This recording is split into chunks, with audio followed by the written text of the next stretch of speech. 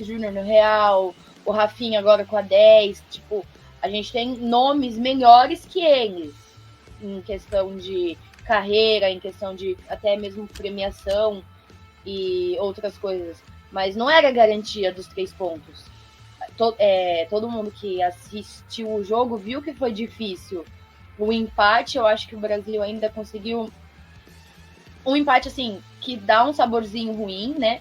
Não é bom pra gente estar em terceiro colocado na tabela das eliminatórias, mas também não é de tudo ruim.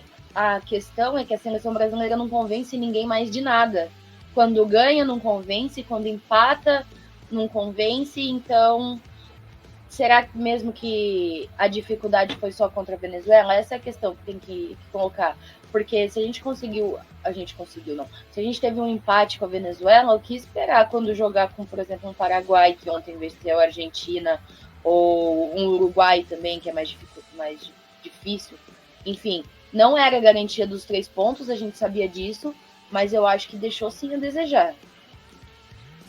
Eu concordo com a Gabi. Primeiro, a Venezuela, a gente tem que entender, a Venezuela está em construção. Acho que a Venezuela está na sua melhor performance de desde a sua existência, né? Eu tô ouvindo que a Venezuela está em construção já faz uns 5 anos, uns 6, Não, 7. Mas eu acho que essa geração é a melhor desde quando da construção dela. Isso, eu concordo com o Alisson. E aí a gente tem muitos jogadores jogando no futebol brasileiro, né? O próprio Soteldo, e é um time que faz muita falta o Soteldo desse time. O time sofreu em criação ontem sem o Soteldo.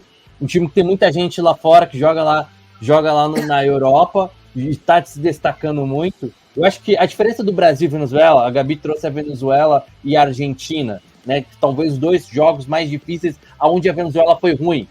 A diferença dela conseguir tirar 2 pontos da Argentina, naquele jogo, nesse mesmo estádio, para mim foi a questão do clima. A Argentina não soube jogar no clima, aquele gramado horroroso que não devia nem ter tido jogo, né? Naquela oportunidade que era impossível de jogar.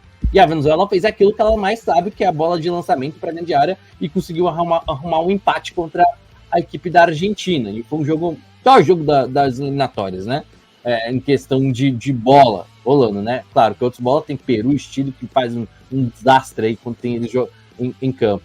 Mas do jogo de ontem, a Venezuela não jogou bem. A Venezuela mostrou que depende demais do Soteldo, de um homem de criação, de um homem para criar o jogo. A Venezuela praticamente não incomodou o Brasil. É isso que mais me irrita ainda na seleção brasileira, que a Venezuela não agrediu. Teve algumas, acho que, tomadas decisões erradas da saída de bola do Ederson, né? Que acho que ontem ele não estava tão ligado assim.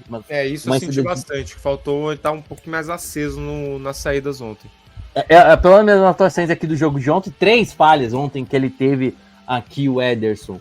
E do jogo, eu acho que o grande problema do Brasil, e você fala que ontem, eu não achei que o Brasil jogou bem, tá, Pedro? Eu acho que o Brasil fez um jogo ok no primeiro tempo, muito ok, um jogo de controle. Controlou a Venezuela, né? De troca de passes, e aí teve uma ideia do Rafinha ser o cara da centralização, controlar mais o meio de campo, o Vini tentando articular não só na ponta, mas vindo caindo por dentro determinadas vezes.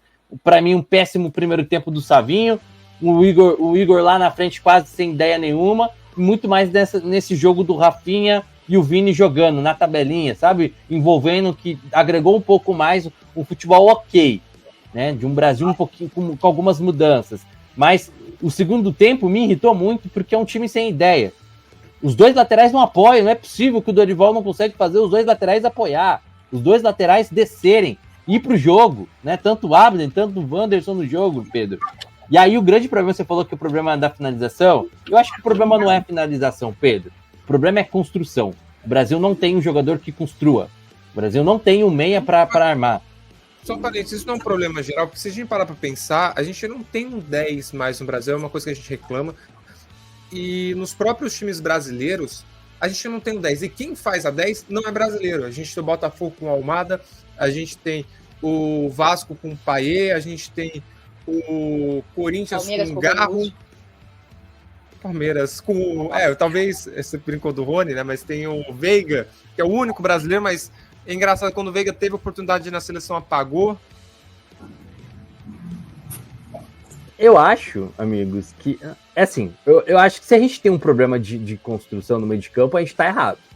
Alguma coisa tá dando errado que a gente não consegue produzir jogadores. Alguma coisa parou ali. Alguma coisa, ou se você não tem um meia articulador, cara, você tem que mudar a sua forma de jogar.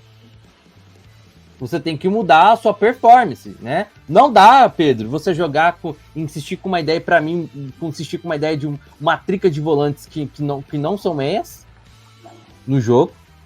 Se você não tem meia... Pedro, você okay, acho que o principal... Não sei se os amigos concordam para passar a bola para os amigos.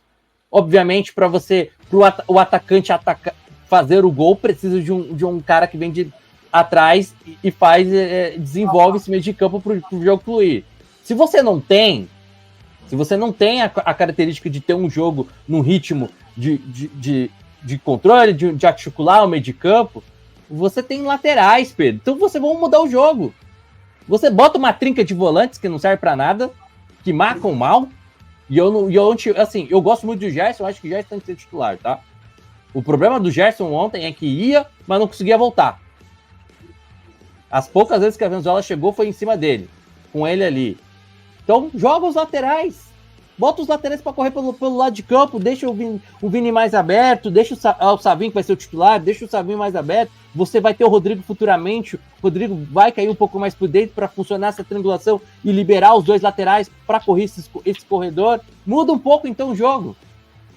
Mas nem isso a gente não consegue fazer.